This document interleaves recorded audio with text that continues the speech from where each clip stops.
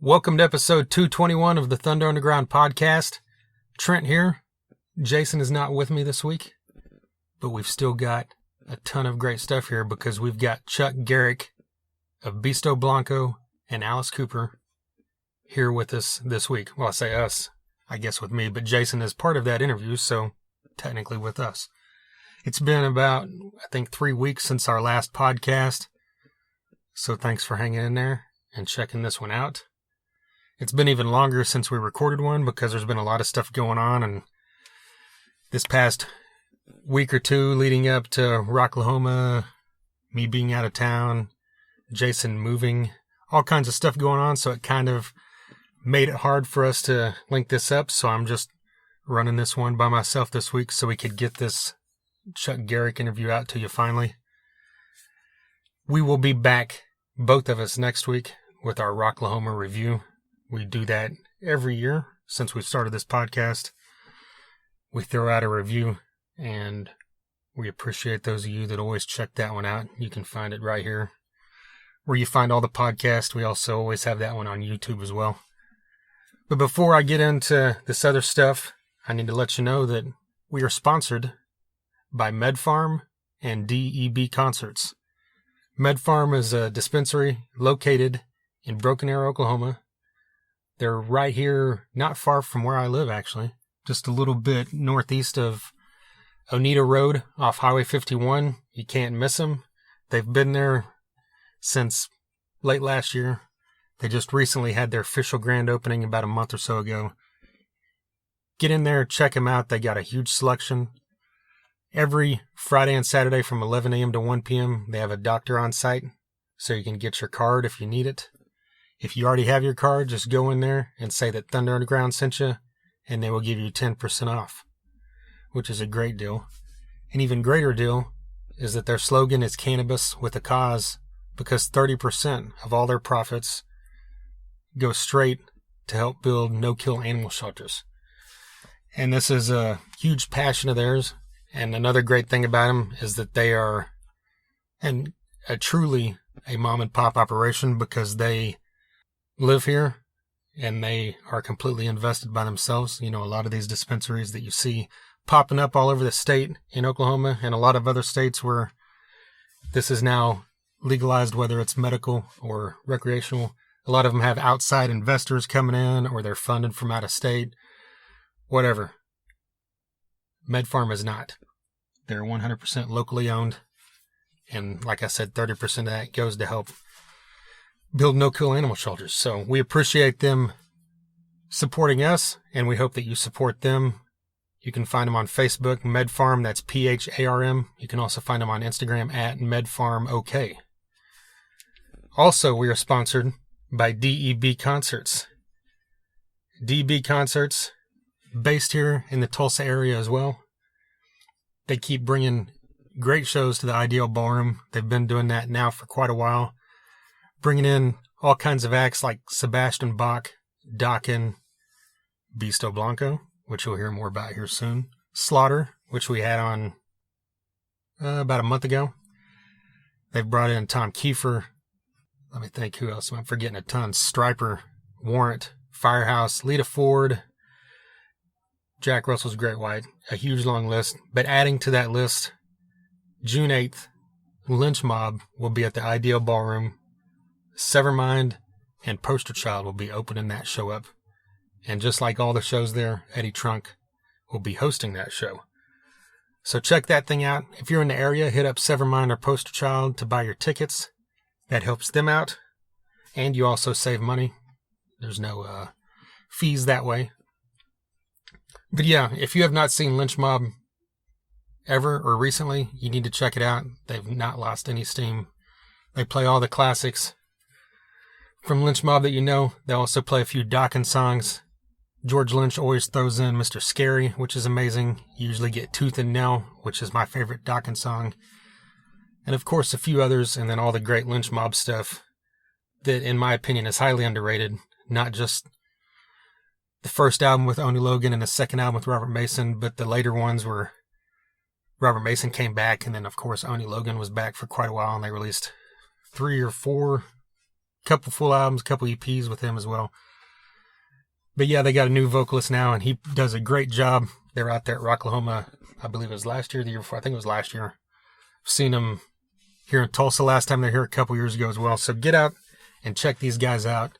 Support DEB concerts at the Ideal Ballroom. And on top of all that, we're right here. This is Rocklahoma Week.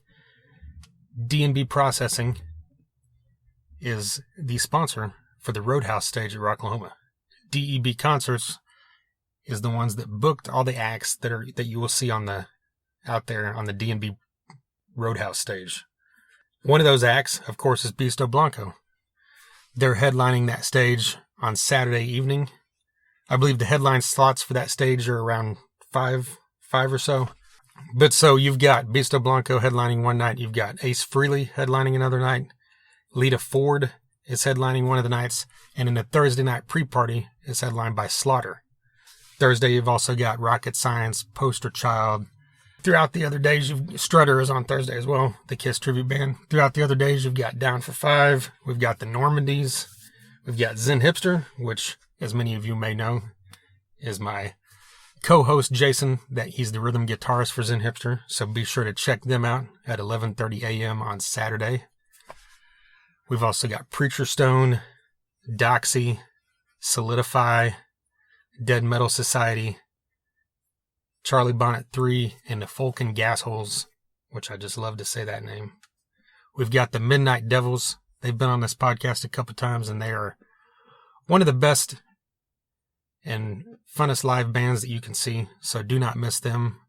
I believe they go on Sunday night, right after Disturbed ends, if I'm not mistaken. We've also got Driver. There's a ton of other great bands throughout the weekend on all these stages, but get out there to the D&B Processing Roadhouse stage. It's a brand new, the Roadhouse area is a brand new area. There's a lot going on inside there. The D&B Processing stage was formerly the Retrospect stage, which D&B Processing has been the sponsor of for the last couple years. It's moved to a different area there in the venue, but it won't be hard to find. I can promise you that. So once again, thank you to D&B Processing and to MedFarm. There's a lot of stuff that, we really need to go over because it's been, like I said, it's been I think we're at 7 weeks now since we've actually recorded a podcast because as we talked about on the episodes in April, we recorded 3 or 4 episodes at the beginning of April because I was gone the entire month of April. I was working in North Carolina at a hip-hop festival, and then I was working in California at Coachella, both weeks of that, and then Stagecoach. And then I came back and then pretty quickly left to go to Texas to work Kaboo, Texas. So we had to record a lot of this stuff as much as we could ahead of time. We saved the Beasto Blanco one because even though we recorded it right around that same time as well, recorded the interview with Chuck, we wanted to hold it and put it out prior to Rocklahoma since Beasto Blanco was one of the main acts on the D&B Roadhouse stage. But with all that being said, there was a lot that, we need to talk about, like stuff that I saw at Coachella or Kaboo. Jason went and saw the Rival Sons. I know he went to a couple other things. There's a ton of albums that have come out. Great stuff. We're going to talk about the new album from Bible of the Devil. Our buddies in 13 Minutes released their album a while back. All this stuff we're going to talk about, but I'm not going to do it by myself because what would be the fun in that? So I'm going to wait till Jason gets back here. After Rocklahoma, I don't know, it might not be on the Rocklahoma review episode because those things are always pretty lengthy in themselves. But if not, maybe we'll put out 2 next week. Or, regardless, you'll hear about all that stuff at some point coming up. It might not be timely, but we don't care. We'll talk about a Rival Sons concert from a month and a half ago because the Rival Sons are amazing. And if you're not familiar with that new album, Feral Roots, check that thing out. It could be the best album of the year thus far. I don't know, there's a few, it's neck and neck with a few, so it's definitely in the top 5, I think, of what has been released in 2019. Saw them at Rocklahoma a couple years ago. They're great. Saw them open for Black Sabbath. But Jason had the chance to see them up close and personal just about a month or so ago in Fort Smith. So he's going to tell you all about that soon enough as well. But so just here in the meantime, I'm just going to talk a little bit about what's coming up at Rocklahoma.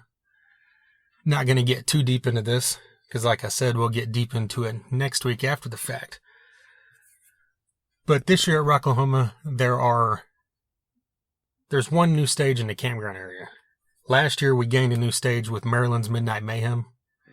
It kind of took over in the same area that Camp Jaeger was in the VIP. It's not in the exact same area, but Camp Jaeger ended the year before last, was their final year. So Maryland's Midnight Mayhem kind of filled that gap. And they're really close, just a few spots down from where Camp Jaeger always was. So if you were familiar with that, get over there and check that out. There's a ton of great bands on that stage. Thursday, all these stages in the campground have Thursday pre-parties.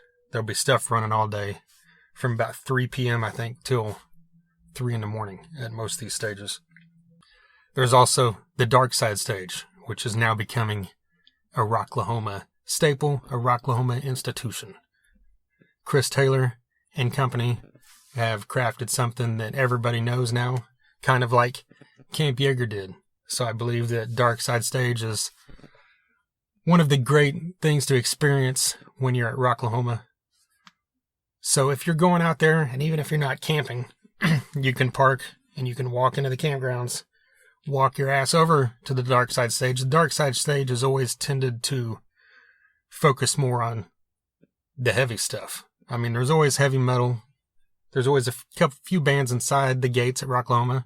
And there's always a few bands, at Camp Jaeger when they were here, or Maryland's Midnight Mayhem, that focus on the heavy stuff. But Dark Side, that is their forte. They've also got a few other things mixed in, but just like Maryland's Midnight Mayhem, all day Thursday, and then Friday, Saturday, Sunday before the gates open, and then again after the headliners end, you can get over there and check out a few more bands. And I know one of the days, kind of a cool thing, I think it's the Thursday pre-party. The first act will be Steve Young, who was the bass player for Crane Technique. Crane Technique actually broke up maybe a year ago. They were on this podcast. Steve was on this podcast, but he is a phenomenal bass player. He posts videos on his page all the time. He's just a sight to behold. So he's going to do I think a mini performance before all the bands kick off. So get your ass over there to check that out. And all the rest of the bands on Dark Side stage. Then we've got the Proving Ground stage, which is a brand new stage at Rocklahoma. Also in the GA area. All this stuff you can find on the campground maps. Look at any of the Rocklahoma groups to find where everything's at. The Proving Ground stage is brought to you by Murdoch Productions. Steve Murdoch is a great friend of this podcast. He's been on here a couple times. We've been to countless of his shows. He's actually helped us recently with the Benefit for the Bachelor as a stage manager.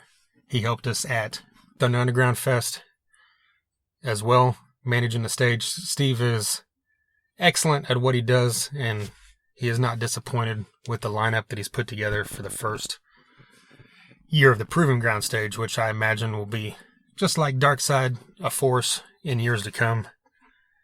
Screaming Red Mutiny will be out there Thursday night, putting on their final performance. They recently called it quits.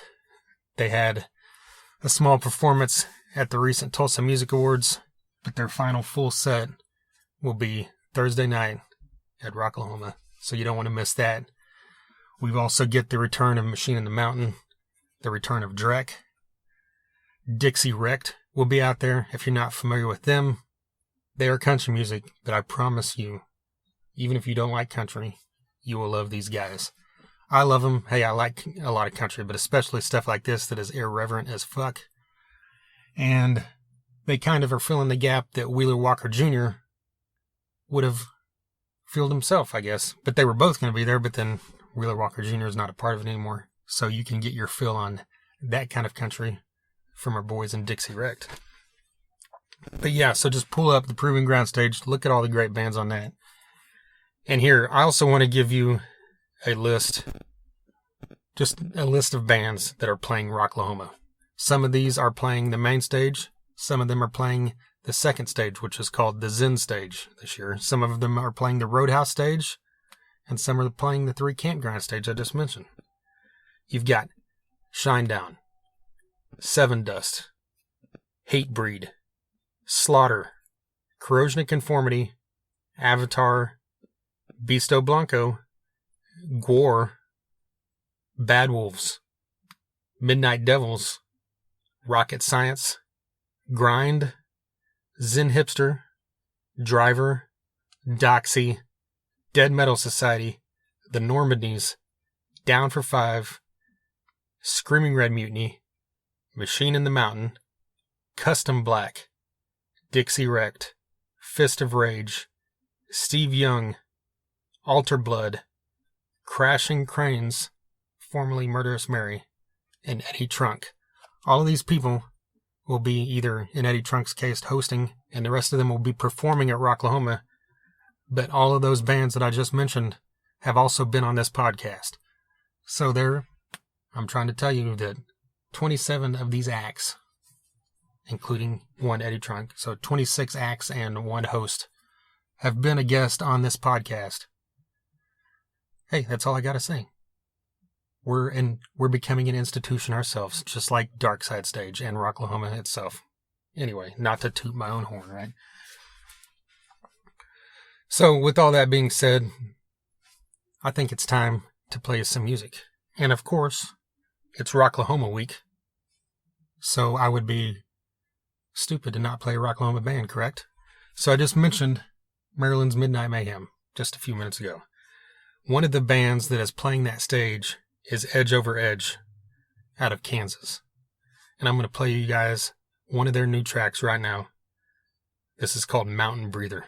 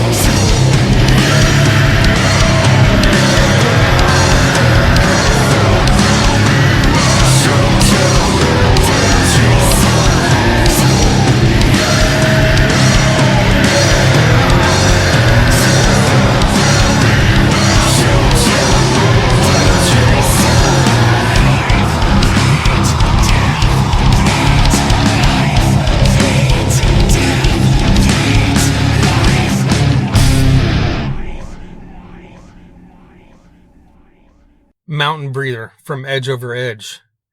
That is from their forthcoming self-titled album that'll be out on August 13th. So be on the lookout for that. In the meantime, there is a video out for Mountain Breather. They've also got a lyric video out for another song. You can dig through their page. It's Edge Over Edge. That is all one word. Look them up on Facebook. You can find them on YouTube, like I said, Twitter. They're on Reverb Nation. Check these guys out of Kansas. They are playing Maryland's Midnight Mayhem on a Thursday pre-party at 6 p.m. That's a prime spot when everybody's going to be out there ready to go. So get on over there in the VIP area to check out Edge Over Edge. And then they'll be playing again Sunday night right after Disturbed ends. So once the headlines act in a little bit later, once you work yourself out the venue, get over there and check these guys out again. Great band. Love that sound. It's got a little bit of sludge to it, a little bit of southern to it. You know, you can hear elements of stuff like Corrosion Conformity, stoner rock, all kinds of stuff in there. And that's the kind of stuff I love. So I'm really looking forward to seeing these guys at Rocklahoma.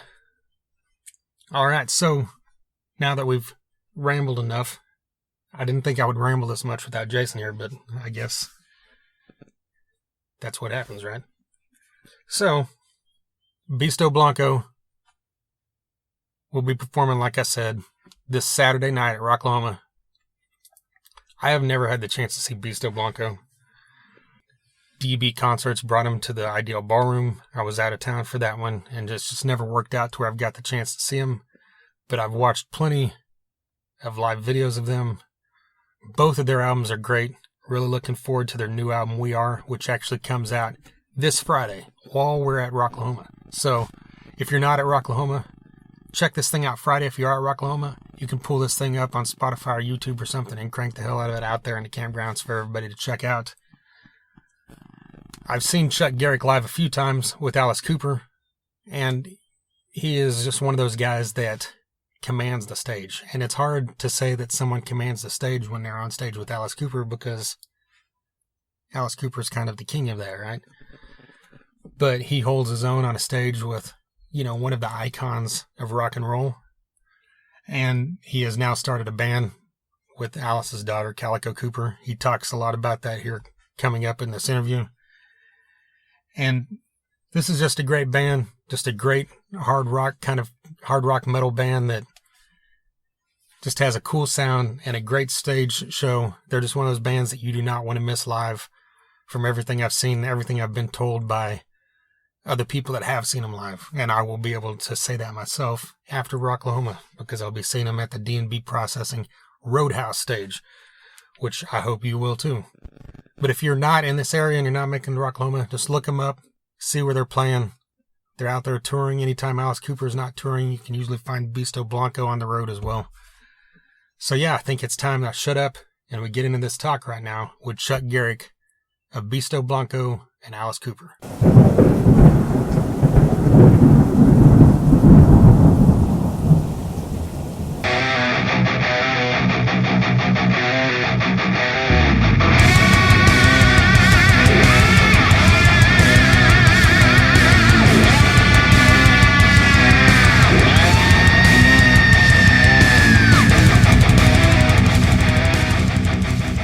So I noticed you guys are doing the We Are album release tour.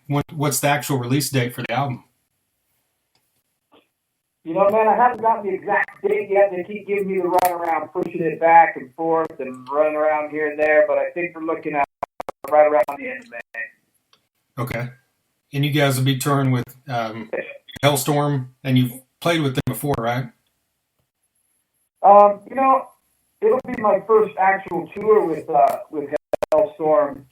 They're really good friends of ours. We've known them for years. They've opened for us once when I was in Alice Cooper, or, you know, still am in Alice Cooper, but one time in Alice Cooper. And then I've got the chance to kind of hang out and meet Joe and Lizzie and the rest of the boys here in Nashville, Tennessee.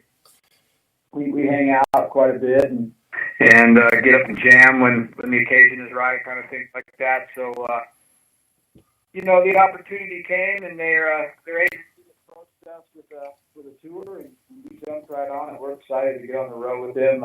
We know that they're great people. We know that they deliver some serious rock and roll every night, and we just think it's going to be a hell of a bill. We can't wait to get on the road with them. We're right on the we're right around the corner from that happening.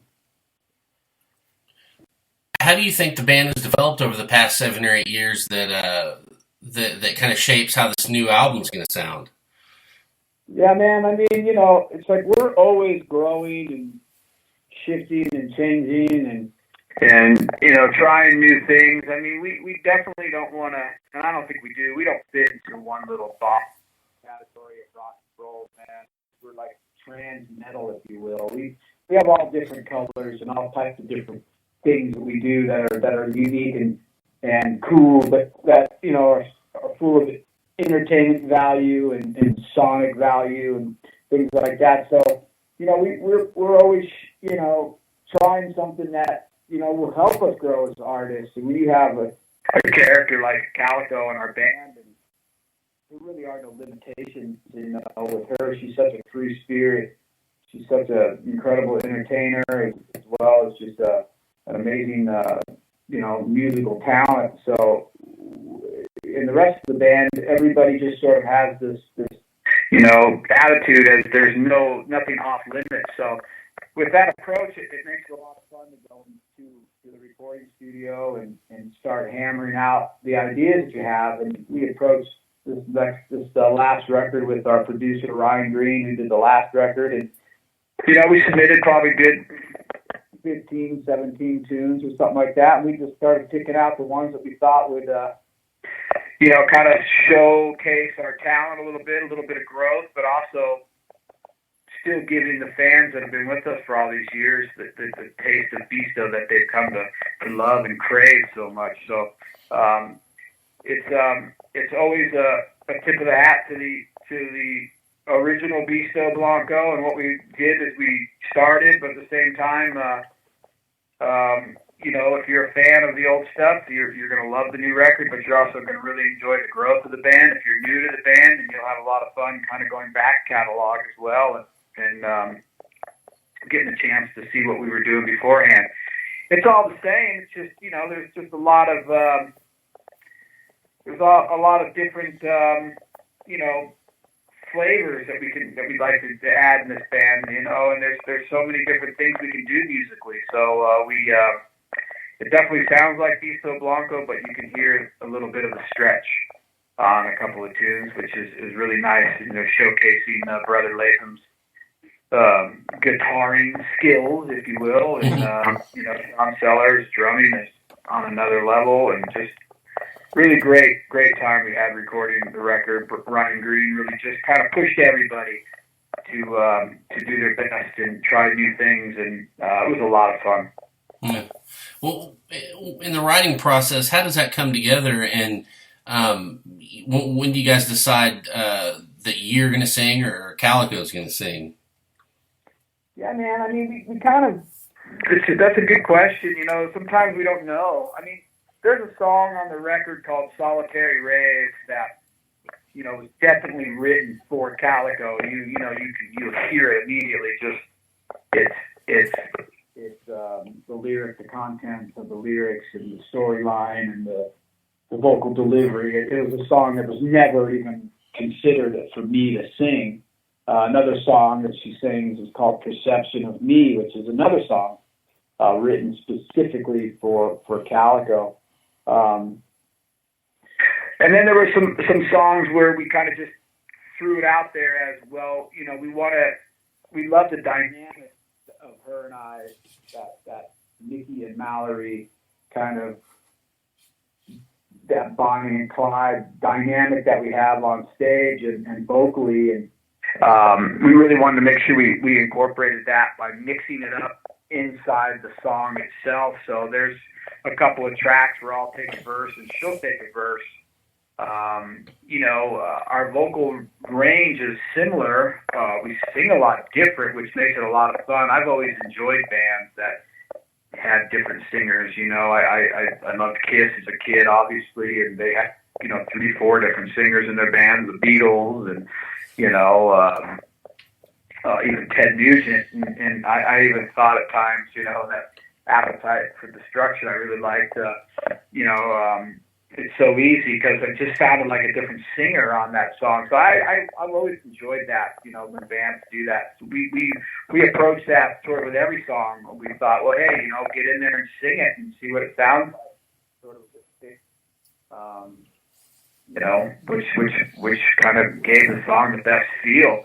And then it helps the set a lot too, because you can really kind of mix and match and kind of just making sure you got the layers there, and the peaks and valleys and all that stuff when it comes to building the set, and gives the audience and them a chance to sort of just get a complete ear and eye full of music and entertainment.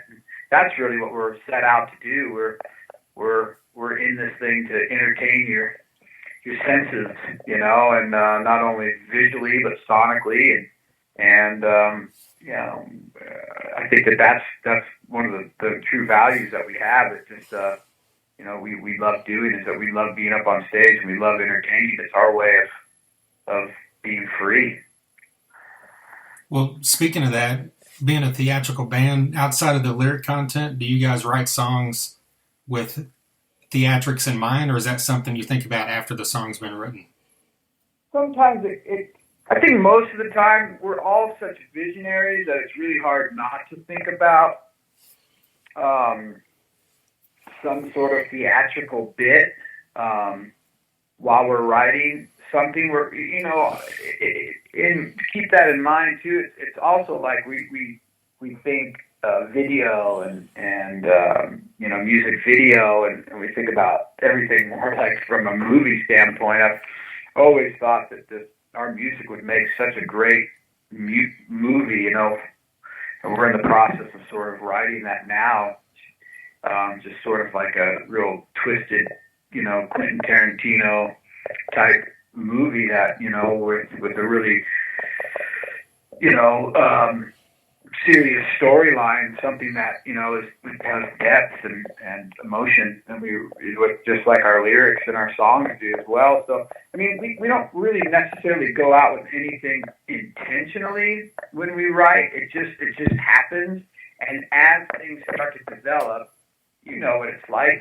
When you're building something, whether it's a table, you have a plan, you might have a blueprint, but as you start building and you're taking a look at the thing, you can physically see it, or when we can actually hear it happening, all of a sudden now, this thing is tangible. You can twist it and change it and make it have 5 legs or 6 legs or maybe just 3 or something or whatever. You can now give it the life and change it the way you want it to be. And so that's sort of what happens when we write. It just all of a sudden just starts coming to life. And then if there's something theatrical that can go along with the song, then we can include it.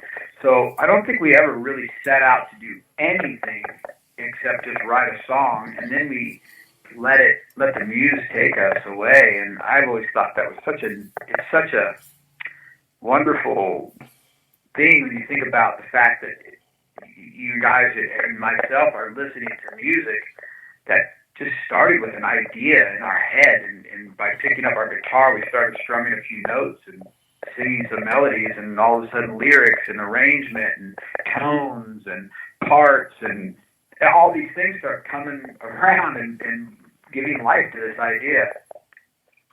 Kind of cool. Definitely. Well, how much of your experience in Alice Cooper's band, shaped what you guys do theatrically? I think, it would be foolish for me to say, not much. I mean, it's kind of hard to not have. For me, I can tell you that I'm a guy that's been paying attention for 16 years. I'm eyes wide open. When you get a chance to work with Alice Cooper and Chef Gordon, and you get to watch them design a show and see how things work and don't work, but how they continually try these things, and even though they don't work, they'll keep trying it. They're not ones to just say no to something right away because maybe it's uncomfortable or they don't think it's cool or any of that type of thing. You make it cool, you make it fit. But if it doesn't, it doesn't. But Alex is always, trying.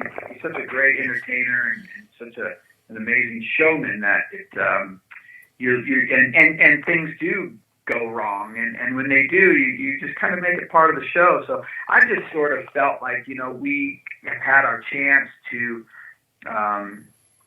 find out who we were, and it's just something that doesn't happen right away. It didn't happen off the Live Fast Die Loud record. We had the idea, we had the concept, but we certainly are a completely different band stage-wise now and performing, and not that we are more choreographed or anything. It's just our ideas have come a little bit more polished.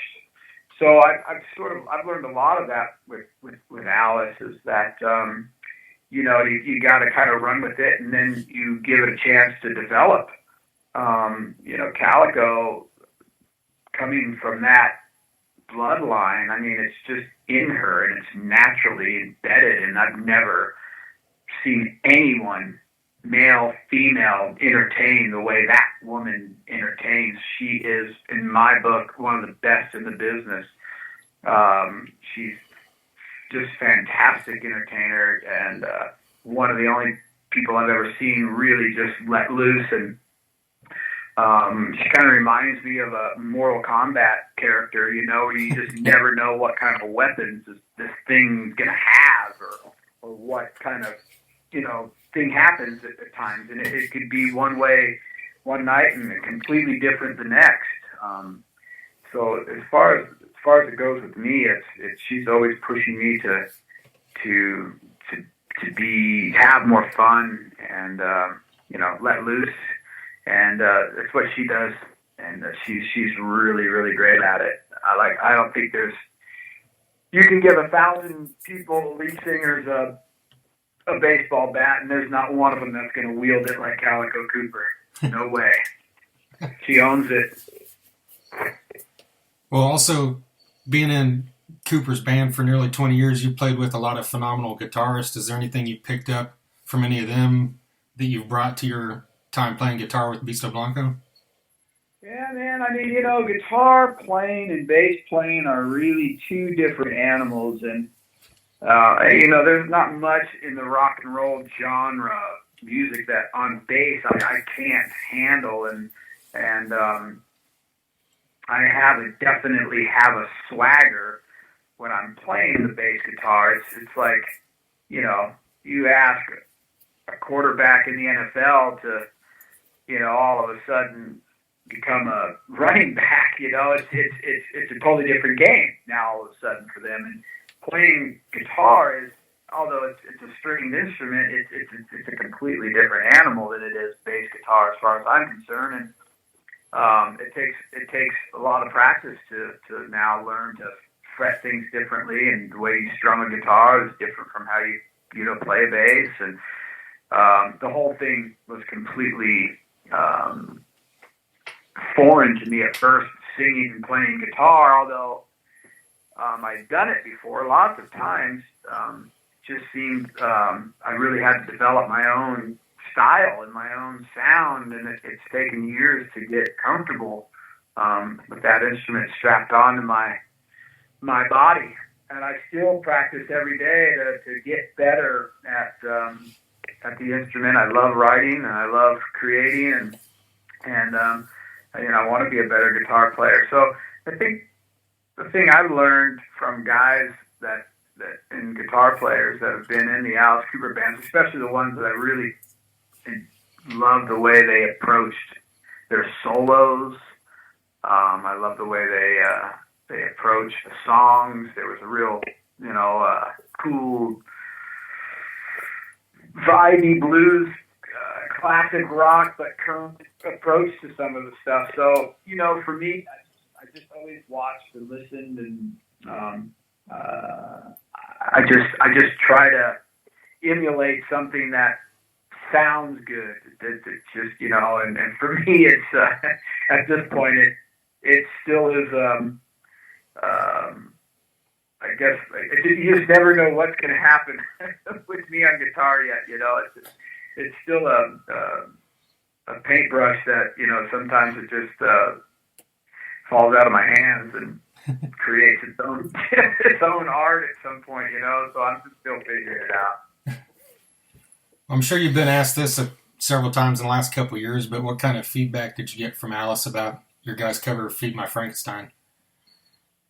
Alice, he really loved it. I know that he was taken aback by it when he heard it, because I know that he'd said he never. When I told him I was covering it, he goes, "Oh, that's cool." And then when he heard it, he thought that he said, "I've never thought that song could ever sound sexy." And it's really, and he knows that obviously what he was saying is that Calico just brings another element to things. Like, I think a lot of people didn't even realize it was "Feed My Frankenstein" until it hit the chorus. So, and that was our approach.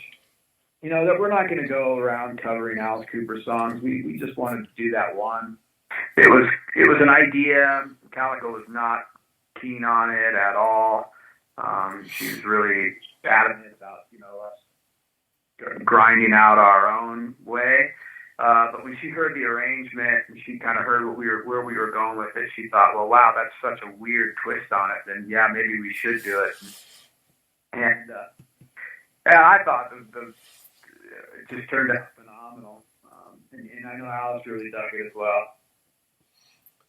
Well, do you envision a point where Beasto Blanco becomes the number one focus, or are you always going to be loyal to Alice Cooper? Man, I don't know. I focus on what the task on hand right now. The task at hand is releasing this record and getting out on this tour and going from there. I don't want to go too far into the future thinking, oh yeah, I'm gonna have to make a decision one day and not do Alice, or make a decision and not do Beasto. I'm just fortunate enough to be able to do both right now. Yeah. And I'm just taking advantage of my time as an artist and as somebody who's got two really great things, in front of them. And I'm very fortunate. And I know that when I look at tour dates and I think, okay, this is amazing. I'm going to go tour with Beasto and then come back, and then I'm going to go back out and tour with Alice, and I get to play all these other places. So I'm definitely not thinking about any of that, because I think that takes away the fun from it. I want to just think about creating and making music and kind of just doing the thing that's just given me so much in this life that I don't want to take away from thinking about stopping one thing to do another. I think I'll just sort of let the universe make the decision for me. Well, speaking of new music, has there been any talk of new music from Alice Cooper? Oh man, he's always creating. That guy. He's a lifer. I know he's working on some stuff right now with Bob, and I think he's one of those guys that's gonna keep going and keep writing music until everyone stops listening. Then I think he'll stop. Right. Well, as someone that toured with Dio, what are your thoughts on this hologram thing? It's funny, you're not the first person that asked you that. And I didn't really even have a thought about it until people started asking me, and then I went, well, what do I think about it? I think that it's man, I miss Ronnie, and I think about him a lot. I think that I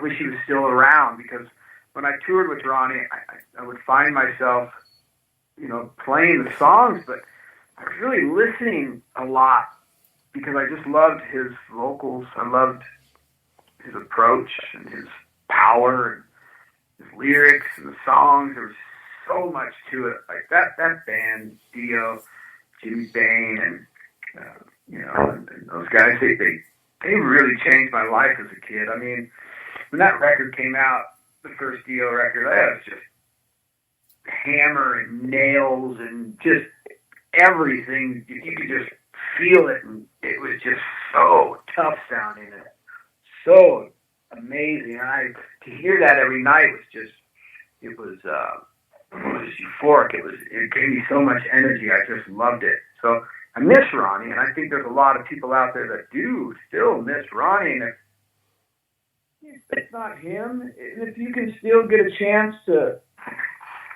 go see maybe what it'd be like to hear him sing these songs, and it's I think I can see where people are a little bit against it. But maybe there's a kid out there somewhere that will get inspired by it. I don't know, or learn something new you didn't know about Ronnie. I mean, what are you gonna do, man? I mean, the music still lives on. I think we can all put in a Dio record right now, and you just close your eyes and imagine that time you were at the concert and you did get a chance to see him, and now you get to sort of relive that again. So I think as long as it's done with, with respect to Ronnie, if he's not turning over in his grave about it, then go for it, man. I mean, I know that Whitney and that whole camp have worked their entire life as well to help Ronnie get to where he's at. And I would think they're just trying to carry on the legacy. Yeah, well, that's a good point about turning, someone on, a kid or something to it. And speaking of that, I saw the playlist you guys had made last year on Spotify for the Monstrous Things tour.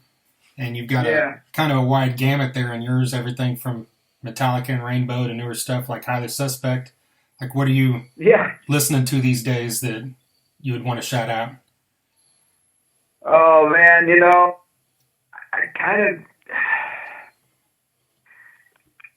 I've been so just involved in what's going on with this tour and everything. It's funny that you say that. I just sort of found myself just going back to sort of something that, I really loved a lot. And I've been listening to a lot of the Danko Jones, because I know we're going to be on cruise with them in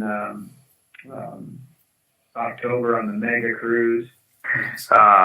I've been, I don't know, I found myself the other day just cranking out some Mother Love Bone from Seattle, just to sort of just have a little comfort and maybe just take my mind off of the things that are going on around me.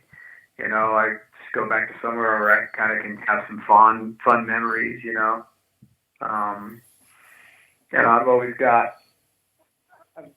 obviously there's this big Queen phase going on right now, and I have found myself putting on my old Queen vinyls and reliving some of that as well. And I think that approach too has been fun, where I'm sort of just letting the music kind of take over and, making little notes here and there for new ideas and the next approach for the next Beasto record. These little things I take from each experience, even though maybe I've heard these records 1,000 times, you still get something else from them. I can't remember where I was the other day. I was out, where was I? It might have been just like at the mall or something, but anyway, Lust for Life came on. I mean, how many times have we heard that song? Yeah. About 40 million times, right? But you think, and I'm just thinking about it as I'm listening to it, I'm going, wow, I've heard the song 1,000 times, and I'm kind of hearing something new out of it right now. Like, I don't know, it's weird. It's like, it's got that thing, it's got that groove, it's got that vocal approach that what he has is so unique. So, I think that's the beauty of music, man. Maybe you just get something new out of it, even though it's old. And maybe some of this newer stuff you can drive you as well. So yeah, I just try to listen to as much as I possibly can. Yeah, Lust for Life never gets old, ever. and we love Danko Jones. Another one too, yeah, man. I think it was the other one was I just watched The Dirt. Yeah.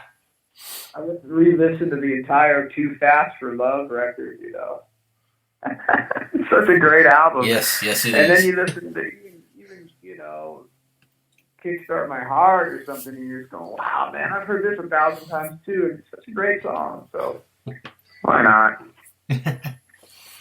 I'm really happy for those guys right now. I thought The Dirt was fantastic, and really happy for their success. I know they're making some waves right now musically, and I was talking with guys as well. We were texting back and forth. The Motley guys, we was out, and they're just so happy and so proud of it. And as I started to watch it, it just made me feel really good too, knowing that I had a chance to tour with those guys and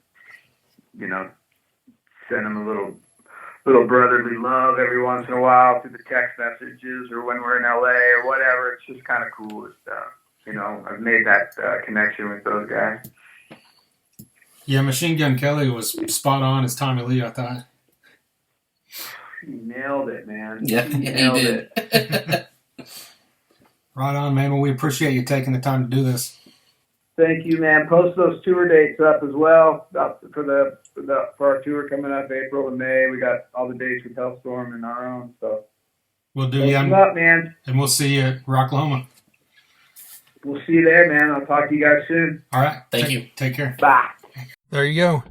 Chuck Garric of Beasto Blanco, and of course, Alice Cooper. A huge thank you to Doug Burgess of DEB Concerts for helping facilitate that thing for us. And of course, thank you to Chuck Garric himself for taking the time out of his day to talk to us there for a bit. Like I said, that was recorded at the beginning of April, and here we are heading into late May, but we purposely held that one off so we could put it out here right before Rocklahoma. It's also a good time because, like we said, he didn't have a release date at the point when we talked to him, but the release date has been announced now, and Rat Pack Records will be releasing We Are, the third studio album from Beasto Blanco, this Friday, May 24th. So get online, purchase that thing, get on there right now with Rat Pack Records and pre-order it. I actually have not looked, but I can tell you from experience of looking that Rat Pack Records, if you pre-order any of their artist albums through their website, you can usually get all kinds of great stuff included. Like the pre-orders will include like autographed discs, t-shirts, all kinds of swagger, memorabilia, merchandise. They've always got great packages. So check that out at ratpackrecords.com. Or, like I said, if you're out at Rocklahoma with us, pull up your Spotify and crank the hell out of that in the campgrounds and make everybody listen to it. And in fact, I'm going to play a song for you right now. Because why not? We've got the time. This is the brand new song from Beasto Blanco, The Seeker.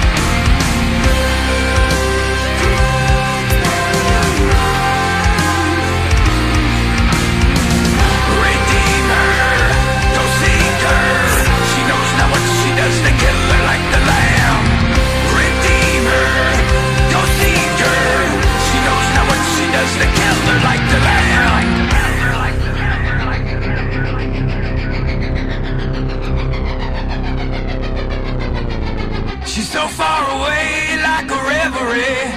She thinks she's alive, but she wastes away. Carries lies like a heavy load. She opens her eyes for the fatal blow. She feels it inside, raving amplified. Carries lies like a heavy load. Carries lies like a heavy load. She carries lies till they explode. There's no mercy, hot she's burning. They're all about to find it, but she stumbles on the wording.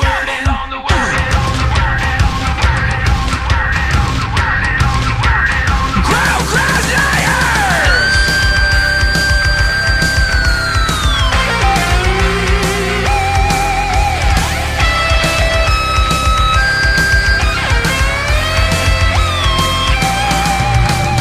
There's no mercy, hot she's burning. They're all about to find it, but she stumbles on the wording. There's no mercy, hot she's burning. They're all about to find it, but she stumbles on the wording.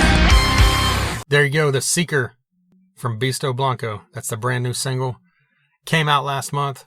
That is from the forthcoming album We Are, like I said, May 24th, this Friday. Check that thing out. Once again, a huge thank you to Chuck Garric for taking the time to talk to us. If this is your first time listening, because you're a Beasto Blanco fan or an Alice Cooper fan and you stumbled upon this, we appreciate you checking it out. We've got 220 plus episodes that you can dig back through. Some recent ones, we had on Mark Slaughter of Slaughter. We've had on Damon Johnson, who many of you know from his early days with the amazing band Brother Kane. He was also in Black Star Riders for the first 3 albums. He recently left that band. He's still in Thin Lizzy, and he's done a ton of other stuff. He's also got a great new solo album out. We've had on, like I mentioned earlier, that list of bands that are playing Rocklahoma. Hatebreed, Bad Wolves, Avatar, Corrosion Conformity, Gwar, Shinedown, Seven Dust. All these bands we've had on members of on this podcast. We've also had on Kirk Winstein from Crowbar. Had on guys from a lot of 80s rock bands like Dokken, Tesla, Warrant, Firehouse, Bullet Boys, Europe. We've had on guys like Gene Simmons of Kiss. How could I forget that? Bruce Kulick, formerly of Kiss. We get outside of the hard rock realm with people like Ian Moore, Shooter Jennings. There's a great long list. Like I said, go check it out. You can find us pretty much anywhere podcasts are heard. We're on iTunes, Google Music, Stitcher, Mixcloud. You can find us on SoundCloud, / The Thunder Underground. You can find everything on our website, thethunderunderground.com. All the podcasts are there. You can find all the socials there for our Facebook, our Twitter, our Instagram, our YouTube. On YouTube, at The Thunder Underground. Follow us and subscribe. Since we've been out of commission here for a month and a half, we haven't had a new video up for a while, but we recently started this year putting out actual videos instead of just audio on YouTube. So we've got stuff where we review albums, we review concerts, we review cheese as well. Go look that up, you'll know what I mean. So, with all that being said, thanks for listening to me ramble here for a bit about Rocklahoma, about Chuck Garric, and about everything else. Be on the lookout for us if you will be at Rocklahoma. We're easy to find. We've got an 8-foot long banner out there, so come check us out. We've got t-shirts, shot glasses, koozies. For a small donation to the podcast, any of that can be yours. You can also buy that stuff online anytime that you see us at a show or out and about. Hit us up, thethunderunderground@gmail.com. Message us through Facebook. Get on the website, order something, whatever. It's all good. We appreciate everything. You can find us every Monday night on WSNR1027.com, 7 p.m. Central. We appreciate them. And besides all that, we appreciate you listening to us. It's been a great ride here. This week is actually, I'll hold this till next week. What I'm about to say, I'll just cancel that out actually. Wait till Jason's here to say that. But anyway, this Rocklahoma will be our 13th Rocklahoma. Obviously, the podcast has not been around for 13 years, but this is the 13th version of Rocklahoma, and we have been fortunate enough to be at all 13. So we will see you out there. Thank you for listening, and until next time. Thunder Underground, y'all.